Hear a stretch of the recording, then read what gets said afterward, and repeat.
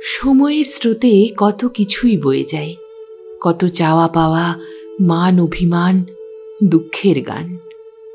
এলোমেলো হয়ে যায় কত অলিখিত দিনলিপি, কত শত অপরিণত সম্পর্কের গল্প। কিছুটা মহাসমুদ্রের মতো। সমুদ্র যেমন সবকিছুই ফিরিয়ে দেয়, সময়ও তেমনই অতীতকে ফিরিয়ে দেয়, কখনো স্মৃতি, কখনো অনুভূতি রূপে, কিংবা হয়তো অন্য কোনোভাবে, অন্য কোনো রূপে, অতীতের আবছায়া পথে পরিব্রাজকের বেশে। নমস্কার, আপনারা শুনছেন গল্প একান্তে, একান্তে গল্প শোনার আদর্শ ঠিকানা। আজ আপনাদের জন্য রইল সাহিত্যিক বিভূতিভূষণ বন্দ্যোপাধ্যায়ের কলমে এক অসামান্য গল্প, বিড়ম্বনা। শুনতে থাকুন।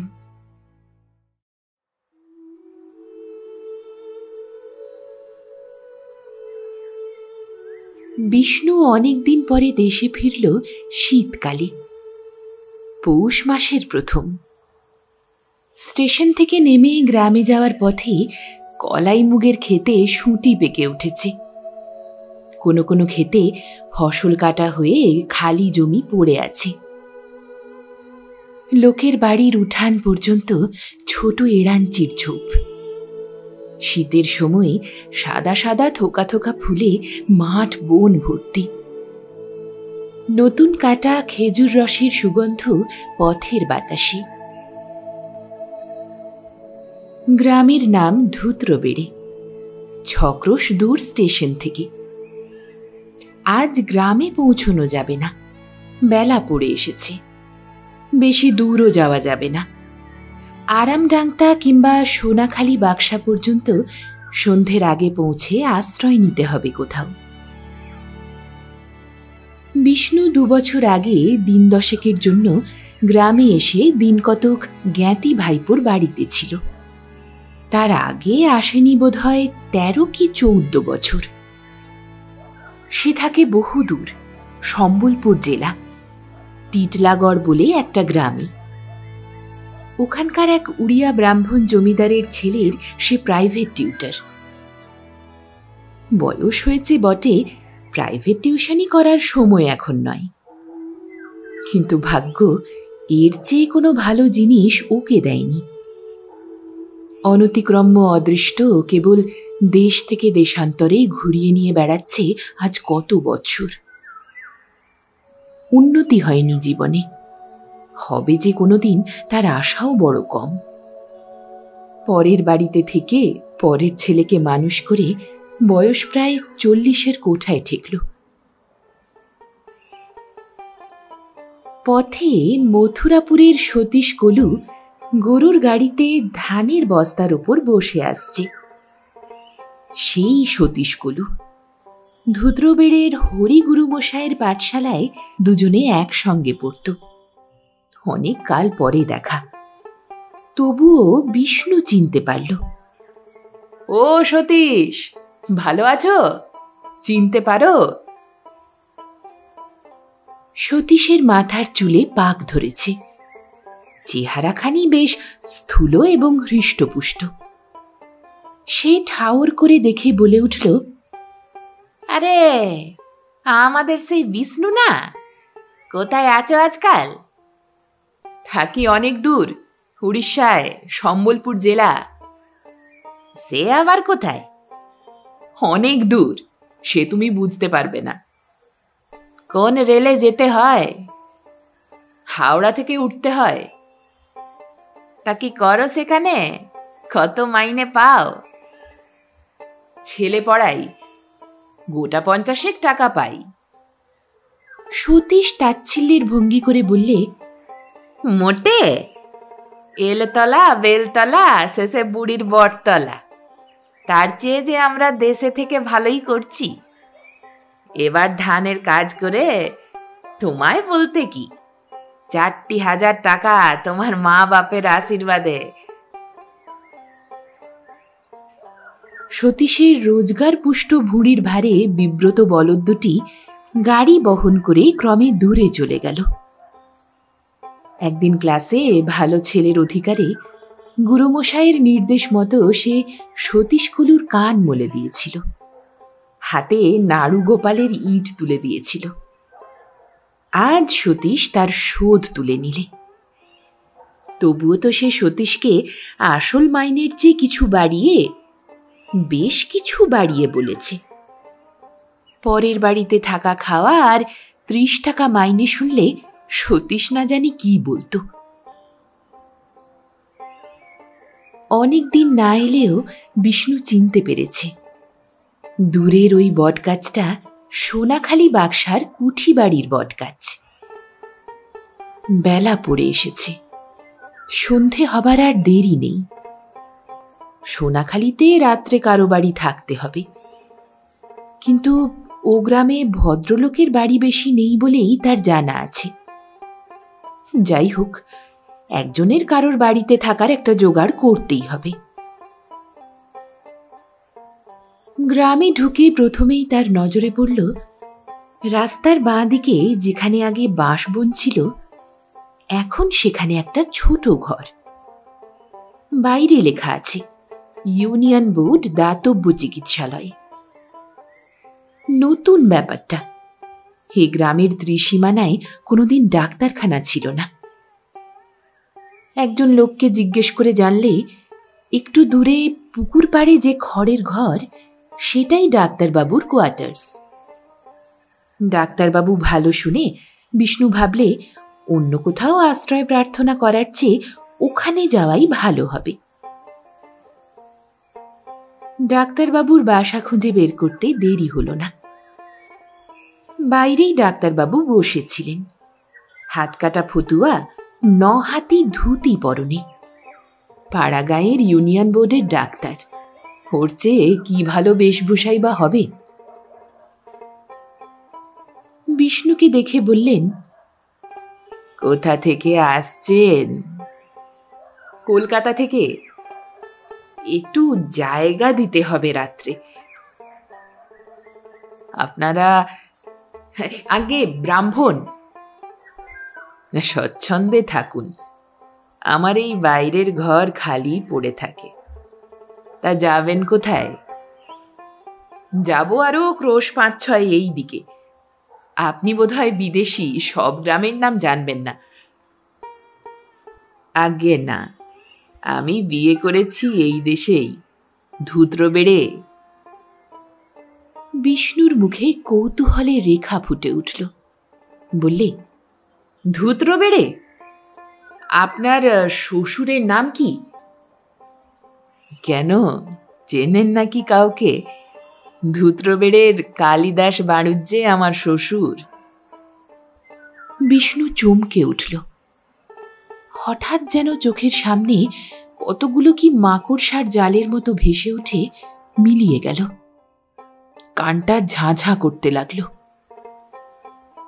পরক্ষণেই সে নিজেকে সামলে নিয়ে বললে, না, চিনি নে। আমি এমনি বলছি, আমিও নতুন এদেশে। ডাক্তার তারপর কি সব বকে যেতে লাগলো। বিষ্ণু কিছু কিছু বা শোনে, কিছু আবার শোনে না। উত্তরগুলো বোধহয় কিছু কিছু অসংলগ্ন হতে লাগলো। ভাগ্যিস ডাক্তার কিছুক্ষণ বকুনির পর বাড়ির ভেতর চলে গেল অতিথির ব্যবস্থা করতে, তাই রক্ষে। নতুবা বিষ্ণু মুশকিলে পড়ে যেত। এ তাহলে নন্দীকে বিয়ে করেছে? কি অদ্ভুত ভাগ্যের বিপর্যয়! এতকাল পরে ঘুরতে ঘুরতে কিনা সে এইখানে এসে হাজির হলো, একেবারে নন্দীর স্বামীর বাড়িতে। কিন্তু তার চেয়েও বিপদ যে সে যে এখানে এসেছে সে কথা নন্দীকে জানতে দেবে না দেবে না। না জানতে দেওয়াই ভালো। তাকে এক রাত্রের জন্য সম্পূর্ণ আত্মগোপন করে চলতে হবে। কিন্তু যদি বাড়ির মধ্যে খেতে নিয়ে যায় ডাক্তার? ধুত্রবেড়ে গ্রামের সেসব স্বপ্নময় দিন কত কাল কেটে গিয়েছে। অদ্ভুত সব দিন। এখন মনে হয় তারা স্বপ্নের মতোই অবাস্তব। এই পৌষ মাসে ছোট এড়াঞ্চির সাদা ফুলের ভর্তি বনঝোপে মাখা দিন শেষে রাঙা রোদের সঙ্গে সেসব দিনের স্মৃতি জড়ানো আছে। এদের সঙ্গে যে সুন্দর মুখের সম্বন্ধ ছিল তার জীবনে অত্যন্ত প্রত্যক্ষ, অত্যন্ত বাস্তব, যা এতদিন ধরে মধুর স্মৃতির কুয়াশা সৃষ্টি করে রেখেছে, আজ তাকে সে চলে যেতে দেবে না। দিলে হয়তো সে ভুল করবে, কে জানে। প্রত্যক্ষ বাস্তবতার রূঢ় আঘাতে স্বপ্ন যদি ভেঙে যায়, সে নন্দী যদি আর না থাকে, 16 বছর আগের সেই নন্দী। 16 বছর দেখেনি সে তাকে। কত বিনিদ্র রজনী প্রথম সে যাপন করেছে, কত চোখের জল ফেলেছে যার কথা ভেবে। তারপর হয়তো বিস্মৃতির উপলেপনে শান্ত, স্নিগ্ধ, মধুর হয়ে এসেছিল যার স্মৃতি, আজ এত দিন পরে সে এভাবে এত কাছে এসে পড়বে, এ কে ভেবেছিল? ডাক্তারবাবু এই সময়ে চা ও একটি বাটিতে 2টো চিঁড়ে ভাজা নিয়ে ঘরে ঢুকে বললেন, একটু চা খান আর এই সামান্য কিছু মুখে দিন। পাড়াগাঁ জায়গা, কি বা আছে বলুন? নতুন পাটালি এনে দেব একটু? ভালো পাটালি আছে, আমার স্ত্রী বললে যদি খান জিজ্ঞেস করে এসো। বিষ্ণু হেসে বললে, আমরা কি শহুরে বাবু পেয়েছেন? এ সময়ে খেজুর গুড়ের পাটালি তো দেবভোগ্য জিনিস, নিশ্চয়ই খাবো। নন্দী বলেছে তাকে পাটালি দিতে। সে কি জানে এতদিন পরে কে এসে তার বাড়িতে অতিথি হয়েছে? বিষ্ণুর মনে পড়ে অনেক দিন আগের বিকচোন্মুখ একটি রজনীগন্ধার ছড়ি। প্রভাতের সোনালি সূর্যালোক এসে পড়েছে শিশির সিক্ত 8 ফোঁটা কুড়ির ওপর। এমনিতর জ্যোৎস্না রাতে ধূত্রবেড়ে গ্রামে আজ 16-17 বছর আগে বাণুজ্যে বাড়ির বেলতলার একটি কিশোরীর ছবি আবার মনে আসে। তার স্বপ্নের মায়া কাজল পরা ডাগর চোখের স্মৃতি হয়তো কিছু অস্পষ্ট হয়ে এসেছিল, কিন্তু আজ হঠাৎ এই সন্ধ্যায় সেগুলো এত স্পষ্ট হয়ে উঠল, একেবারে এইখানে এসে পড়েছে বলেই। একবার তার প্রবল আকাঙ্ক্ষা জাগল। ডাক্তারকে সে বলে, আপনি কালিদাস বাণুজ্যের মেয়ে নন্দিনীকে বিয়ে করেছেন বুঝি? তক্ষুনি হয়তো ডাক্তার অবাক হয়ে বলবে, আপনি আপনি চেনেন নাকি? হ্যাঁ, আমি ওই গায়েরই ছেলে, মানে ছিলাম। ও বটে বটে, তা মশায়ের নামটা কি? বলুন গিয়ে, ধূত্রবেড়ের বিষ্ণু ঘোষাল এসেছে বাইরে। নন্দী তখনই ছুটতে ছুটতে আসবে। কিশোরী নন্দিনী যেমন তার আসবার খবর পেলে বাড়ির ভেতর থেকে ছুটে বাইরে আসত। বিষ্ণুদা। কিরে নন্দী, কেমন আছিস? এতকাল পরে কোথা থেকে আসছো? তুমি কি করছো এখন? কেমন আছো? গায়ে আর যাও না কেন? সেসব কথার উত্তর দিচ্ছি, তুই বস আগে, কথা বলি। 16 বছর পর দেখা, এক গাদা কথা জমে আছে। বলো বিষ্ণুদা, সব শুনব। কতকাল তোমার সঙ্গে দেখা নেই। আগে তোমায় খাওয়াই, তারপর সারা রাত বসে গল্প করব, কেমন তো? কিন্তু এসব কি সত্যিই হবে? নন্দী কি এখনো সেই চঞ্চলা তরুণী আছে? লঘুগতি হরিণীর মতো ত্রস্তব্যস্ত হবে তার পদক্ষেপ আজও? কিংবা নন্দীর মেদভার মন্থর মনে সে ব্যাকুলতা, ক্ষিপ্রতা, সজীবতা আজ যদি না থাকে।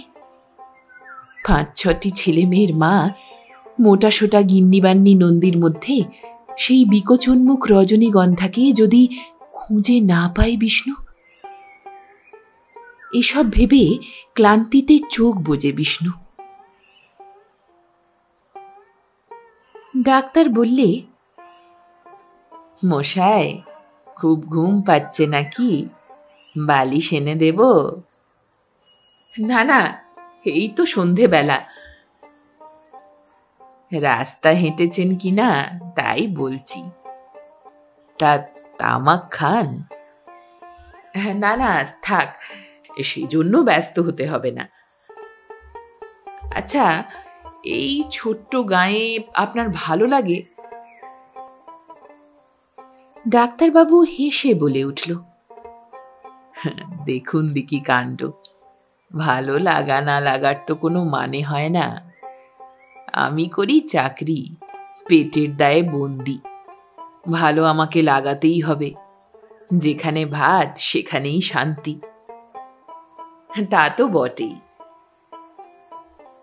আগে ভালো লাগতো না, এখন সয়ে গিয়েছে।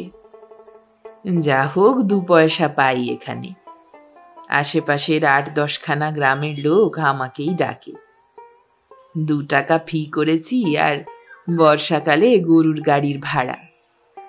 শীতকালে এখন সাইকেলে যাই। এইসব গ্রামের চাষিরা বছরে যা দেয় তাতে একটা গোলা ভর্তি হয়ে যায়। খাবার সময় বাড়ির মধ্যে গিয়ে দেখবেন ক্ষণ, ভালো কি আর সাধে লাগে? একটা স্থূল তৃপ্তিবোধে ডাক্তারের ছোট ছোট চোখ আরো যেন বুজে ছোট হয়ে আসে। বিষ্ণুর ভালো লাগে না সেটা। এ ধরনের স্থূল অনুভূতির প্রকাশ তার কাছে চিরকালই বিরক্তিকর। অন্য কথা পারবার চেষ্টায় সে বললে, এ জায়গায় ম্যালেরিয়া কেমন? ম্যালেরিয়া খুব। ম্যালেরিয়াই লক্ষ্মী, আছে বলেই 2 পয়সা যা হোক রোজগার করি। একটি মেয়ে প্রায় বিয়ের বয়সে পা দেব দেব করছে। সামনের বছর বিয়ে দিতেই হবে। বিষ্ণু নিজের অলক্ষিতে চমকে উঠল। এ কথা সে জিজ্ঞেসও করেনি, আর জানতেও চায়নি। নন্দীর মেয়ে বিবাহযোগ্য হয়ে উঠেছে। কত বয়স হবে? 16-17? না, এইসব পল্লীগ্রামের সমাজে বিবাহের ঊর্ধ্বতম বয়স তো অত নয়। সে ভুলে যাচ্ছে। 13-14 বছরের বালিকা হবে বোধহয়। যাক, সে কথায় তার দরকার কি? অন্য কোনো দরকার নয়। আসলে নন্দীর বর্তমান চেহারা সে বুঝতে চাইছে তার ছেলে মেয়ের সংখ্যার মধ্য দিয়ে। এমন সময়ে বাইরে থেকে কে ডাকল, ডাক্তারবাবু আছেন? ডাক্তার উঠে বাইরে গেল। একটু পরে ফিরে এসে বললে, আমাকে যে একবার চাঁপা বেড়ে যেতে হচ্ছে জরুরি কলে। তাই তো, শক্ত কেস। গরুর গাড়িতে যাব আসবো, 3-4 ক্রোশ দূর হবে। আমার তো থাকবার জো নেই, ফিরতে শেষ রাত। আপনি থাকুন, আমি বাড়িতে বলে যাচ্ছি, কোনো অসুবিধে হবে না। না না, অসুবিধে আবার কি? আসলে শক্ত কেস না হলে রাত্রে যেতাম না। আপনি থাকবেন, বেশ দুজনে গল্প করছিলাম। তাতে কি? তা বলে কলে যাবেন না? কোনো ভাবনা নেই, যান আপনি। হ্যাঁ, আমি যা হয়েছে 2টো খেয়ে নিই, আপনাকে এরপরে ওরা খাবার দেবে ক্ষণ। বাড়িতে বলে যাচ্ছি। ডাক্তার খানিক পরে সেজে গুজে স্টেথোস্কোপ নিয়ে গরুর গাড়িতে করে চলে গেল।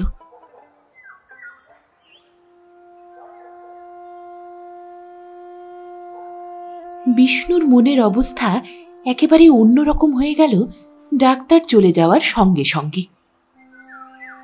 নিজেকে সংযত করে রাখা যে এত কঠিন তা কি কোনোদিন সে ভেবেছিল? এই বাড়িতে নন্দী থাকে। একবার খবর পেলেই সে ছুটে আসবে। 16 বছর পরে আবার তার সঙ্গে দেখা হবে। সেই চিন্তাকে সে প্রাণপণে দমন করে রাখতে চেষ্টা করে। নন্দী তার গ্রামের মেয়ে, তার বাল্য সঙ্গিনী। এক বোঁটায় দুটি ফুলের মতো জীবনে অনেকটা বছর কাটিয়ে এসেছিল। নন্দীর সঙ্গে তার বিয়ে হতে পারে না এটা সে জানত। তারা ঘোষাল বামুন, নন্দীর বাবা নিকষ কুলীন। ঘোষাল না হয়ে চাটুর্যে মুখুজ্জে হলেও বিশেষ কোনো আশা ছিল না তার। তবুও সে চেষ্টা করেছিল। পুরনো স্মৃতি তার মনে পড়ে গেল। একবার কুমোরপাড়া থেকে হাঁড়ি কিনে সে ফিরছে নন্দীদের বাড়ির সামনের পথ দিয়ে। ওদের বেড়ার গায়ে নিম গাছটার তলায় নন্দী দাঁড়িয়ে। বিষ্ণুর মনে হলো ও যেন তার জন্যই অপেক্ষা করছে। বিষ্ণু কাছে আসতেই নন্দী এদিক ওদিক তাকিয়ে নিচু সুরে বললে, বিষ্ণুদা, একটা কথা আছে। কি কথা? পিসিমার কাছে ও কথা বলেছ কেন? বাবাকে জানো না? বিষ্ণু চুপ করে রইল। মাঝে পড়ে কি হবে জানো? আমি বকুনি খেয়ে মরব। বিষ্ণু এ কথায় মনে বড় আঘাত পেলে। এইটুকু আত্মত্যাগ সে নন্দীর কাছে প্রত্যাশা করতে পারে না। নন্দীর এ কথা সম্পূর্ণ অপ্রত্যাশিতও বটে। সুতরাং বিষ্ণু বললে, ও। নন্দী ঝাঁঝের সঙ্গে বলে, ও না, শুধু ও বললে কি হবে? এ নিয়ে বাড়িতে অনেক কাণ্ড হয়ে গিয়েছে, তুমি জানো না? আমাকে তো বকুনি খেতেই হচ্ছে তোমার সঙ্গে মিশি বলে। তাছাড়া তোমার নিন্দেও আর আমি যে সহ্য করতে পারছি না বিষ্ণুদা। বিষ্ণু বিস্ময়ের সঙ্গে ওর মুখের দিকে চাইলে। নন্দীর চোখে জল চকচক করছে। চোখের জলে গলার সুর আটকেছে। সে উত্তর দেবার আগেই নন্দী বললে, যাও, তুমি পালাও বিষ্ণুদা। এখনই এই পথে কি এসে পড়বে। বাবা বাড়ি নেই, মারা সব নদীর ঘাটে। তাই তোমাকে কথাটা বলতে এলাম। কি করে জানলি আমি এই পথে? ছাদ থেকে দেখি তুমি হাঁড়ি হাতে আসছো। আচ্ছা, চলি। খবরদার, কোনো কথা আর যেন। নন্দী মুখের কথা শেষ না করে পিঠের ওপর ঝোলানো লম্বা বেনি দুলিয়ে ছুটে পালালো। কিন্তু বিস্মিত বিষ্ণু কয়েক পা যেতে না যেতে নন্দী আবার ওকে ডেকে বললে, বিষ্ণুদা, ও বিষ্ণুদা, শোনো একটা কথা। কি রে? শোনো, সরে এসো এদিকে। কি বল? তোমার সাহস আছে? কেন? আমায় নিয়ে পালিয়ে যেতে পারো? বিষ্ণু কথাটা ভালো করে বুঝতে পারলে না। ইতস্তত করে বললে, পালিয়ে? কিরকম? তোকে নিয়ে? তা। নন্দী ঘাড় দুলিয়ে বাঁকিয়ে এক অপূর্ব ভঙ্গি করে বললে, বুঝেছি, খুব পুরুষ মানুষ তুমি। সময় নেই, হাঁ কি না জবাব চাই। আমি যা বলবো তুমি তাতে রাজি আছো? সাহস হয়? তা কেমন করে সম্ভব নন্দী? ও, কেন অসম্ভব শুনি? দূর পাগলি, তা হয় না। হয় না কেন? এ কি ছেলে খেলা নন্দী? কত কথা ভাবতে হয়। টাকা কোথায়, রাখবো কোথা, মা বাবা কি ভাববেন? যেন আমার কিছু ভাববার নেই, তাই তো? আমার মা বাপ নেই। বুঝতে পেরেছি তোমার বিদ্যে। এই তুমি পুরুষ মানুষ। আচ্ছা, তুমি যাও। স্তম্ভিত ও হতবুদ্ধি বিষ্ণুকে আর কিছু বলবার অবকাশ না দিয়ে নন্দী এক ছুটে ওদের বাড়ির খিড়কির দোরের মধ্যে গিয়ে ঢুকে পড়ল। নন্দীর সঙ্গে তার আর দেখা হয়নি। কেবল হয়েছিল অতি অল্পক্ষণের জন্য বিয়ের রাত্রে। কন্যা সম্প্রদান সমাধা হওয়ার সঙ্গে সঙ্গে বিষ্ণু ওদের বাড়ি থেকে চলে এসেছিল। নিমন্ত্রণ খেতেও বসেনি গ্রামের নিমন্ত্রিত ব্রাহ্মণদের সঙ্গে। বিয়ের পরদিন সকালে নন্দীর ছোট বোন মালতী ওকে পথে দেখে বললে, কাল কোথায় পালালে বিষ্ণুদা? দিদি দুবার তোমাকে ডাকতে পাঠালো। বাসর ঘরে আমায় চুপি চুপি বললে বিষ্ণুদাকে ডেকে নিয়ে আয়। আমি তোমায় কোথাও দেখতে পেলাম না। বামুন খেতে বসবার সময়ে দিদি আবার বললে, এইবার নিশ্চয়ই বিষ্ণুদা খেতে বসেছে, বলে আয়। আবার আমি বাইরে ছুটে এলাম তোমায় ডাকতে, কিন্তু কোথাও দেখলাম না। তুমি কাল খাওনি কেন আমাদের বাড়ি বিষ্ণুদা? খাইনি কেন তোর কাছে এখন কৈফিয়ত দিতে পারিনি, যা। মালতী ঘাড় দুলিয়ে বললে, আহা, কথার ছিরি দেখো না। আমি ভালোর জন্য বলতে গেলুম। যা, ভালোর জন্য বলতে হবে না, খুব হয়েছে। বর দেখেছ বিষ্ণুদা? একবার এক চমক দেখেছিলাম। ময়দা মাখছিলাম গোয়ালের চালায় আমি আর নটবর। বর দেখি কখন? তা তোর দিদি চলে গিয়েছে? এই এখন গেল। যাবার সময় দিদি বললে, দেখে আয় বিষ্ণুদা বাইরে আছে কিনা। আমি মরি ছুটোছুটি করে, একবার ঘর একবার বার। দিদি চোখের জল ফেলছিল তুমি যাওনি বলে, জানো? ঠিক আছে, হয়েছে, যা। বাস্তবে ফিরে এলো বিষ্ণু। কত কালের কথা সব। তারপর সুদীর্ঘ 16টি বছর কেটে গিয়েছে। ধূত্রবেড়ে গ্রামের যোগাযোগ বিচ্ছিন্ন হয়ে যায় নন্দীর বিয়ের কয়েক মাস পরেই। বাবা মারা গেলেন। মামা এসে ওদের নিয়ে গেলেন তাদের দেশে। গ্রামের খড়ের ঘর অযত্নে ভেঙে চুরে ধূলিসাৎ হল। হঠাৎ বিষ্ণু চমকে উঠল। 14-15 বছরের কিশোরী নন্দী দোরের কাছে দাঁড়িয়ে সকালের মতো মৃদু মধুর সুরে জিজ্ঞেস করছে, আপনাকে কি এখন খাবার দেওয়া হবে? মা জিজ্ঞেস করলেন। ও, তা। ওর চমকে ওঠার ভাবে মেয়েটির বোধহয় হাসি পেল। ঠোঁটের প্রান্তে হাসি চেপে বললে, খাবেন এখন? তুমি বুঝি ডাক্তারবাবুর মেয়ে? হ্যাঁ। নাম কি তোমার খুকি? তুলসী। এখানে একটু বসো না, খাবো এখন একটু পরে। আচ্ছা, তোমার বাবা মা এ কিরকম নাম রাখলেন তোমার? তুলসী তো হবে তোমার ঠাকুরমার দিদিমার নাম। তোমার নাম তুলসী হলে কি মানায়?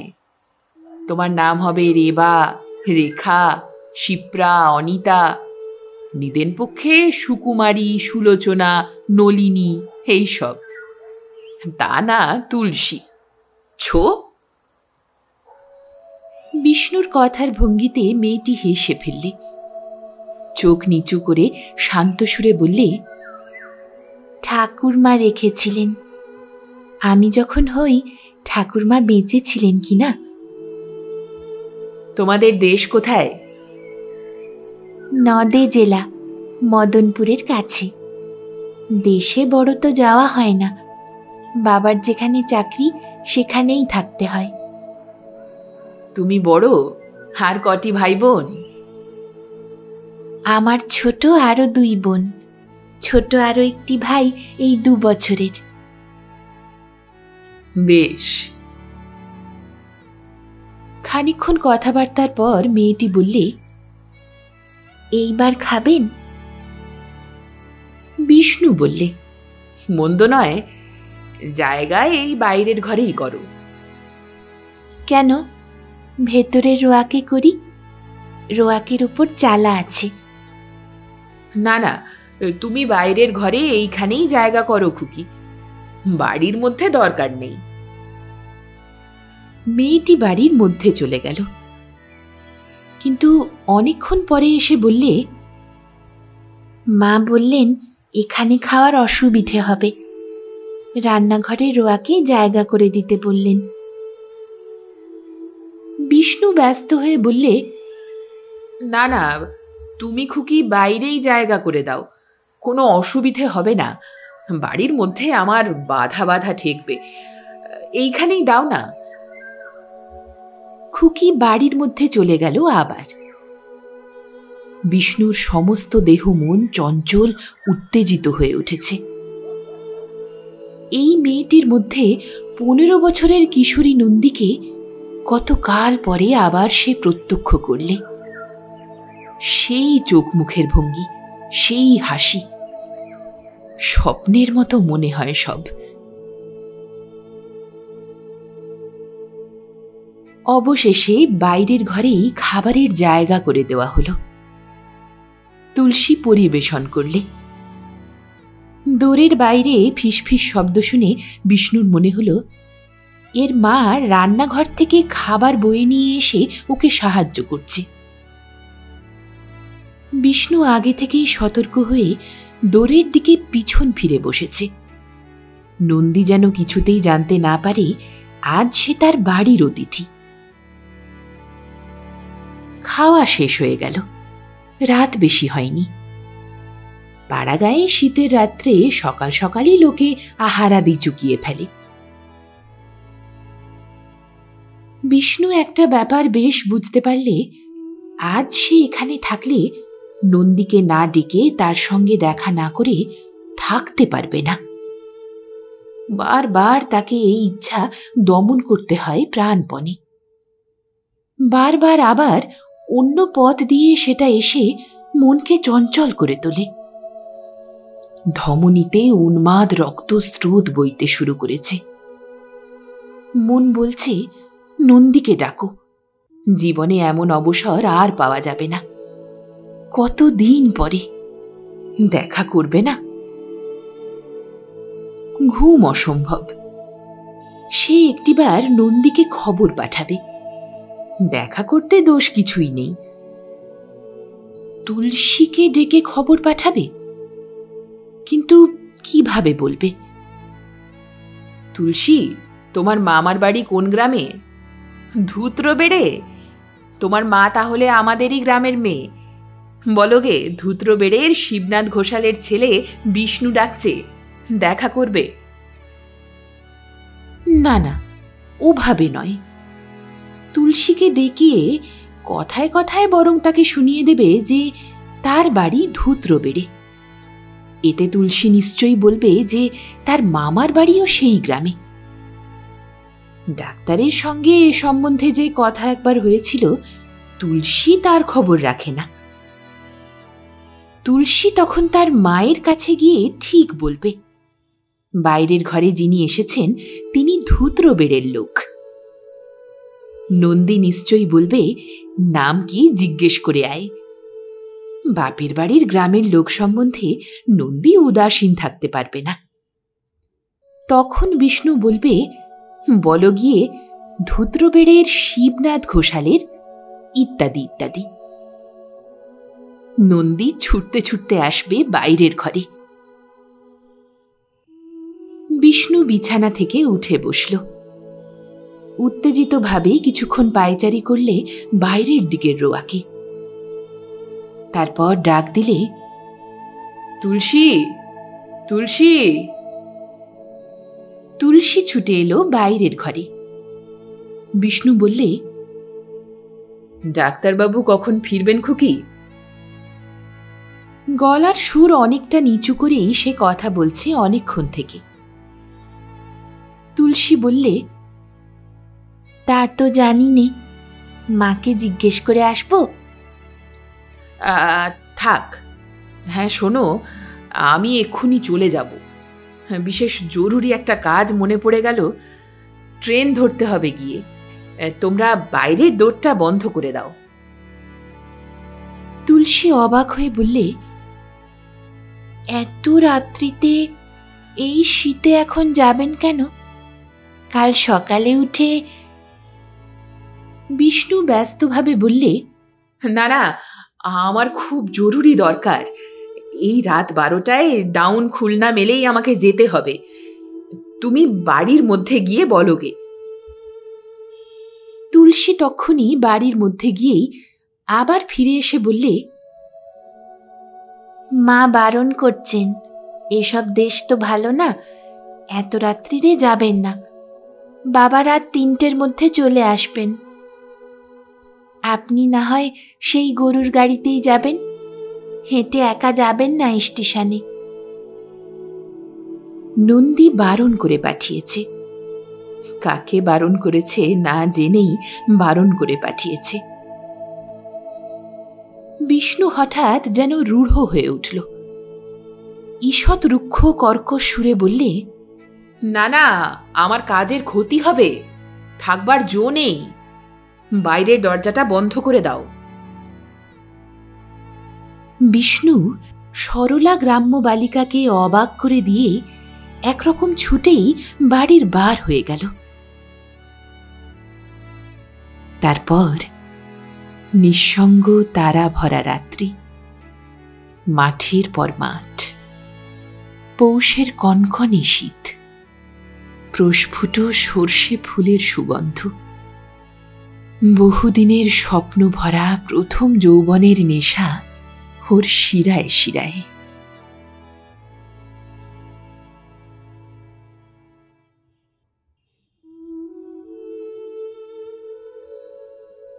শুনছিলেন সাহিত্যিক বিভূতিভূষণ বন্দ্যোপাধ্যায়ের কলমে গল্প বিড়ম্বনা। গল্প পাঠে আমি রিয়া। গল্পটি কেমন লাগলো কমেন্ট করে আপনার মূল্যবান মতামত অবশ্যই জানান। ভালো লাগলে একটি লাইক, সকল পরিচিত মানুষের সাথে শেয়ার, আর পরবর্তী গল্প শোনার জন্য সাবস্ক্রাইব করতে ভুলবেন না। আর হ্যাঁ, গল্প একান্তে এখন এসে গিয়েছে ফেসবুকেও। সেখানেও থাকছে বেশ কিছু নতুন গল্প। ফলো করতে ভুলবেন না আমাদের ফেসবুক পেজ গল্প একান্তে রিয়াকে। ডেসক্রিপশনে ও ফার্স্ট কমেন্টে লিংক দেওয়া রইল। সঙ্গে থাকুন, শুনতে থাকুন গল্প একান্তে।